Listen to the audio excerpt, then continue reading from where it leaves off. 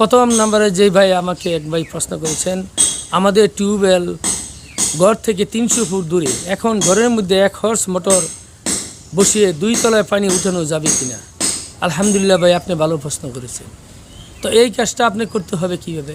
আপনি যদি 300 ফুট দূরে আপনি ঘর থেকে টিউবওয়েল, এখন ঘরে যদি মোটর বসান, মোটরের পানি উঠবে না, এতটুকু দূর থেকে আনতে পারবে না। তো এখানে করার কি করতে হবে? আপনার এই টিউবওয়েলে গোড়ায় নিতে হবে 1 হর্সের মোটর। টিউবওয়েলে গোড়ার সাথে ফিটিং করবেন, যেখানে টিউবওয়েল আছে আপনার সেইখানে নিয়ে ফিটিং করবেন। ফিটিং করে সেইখান থেকে পাইপ দিয়ে আপনি 300 ফুট দূরে আপনার বাড়িতে দোতলায় লাইন দিবেন।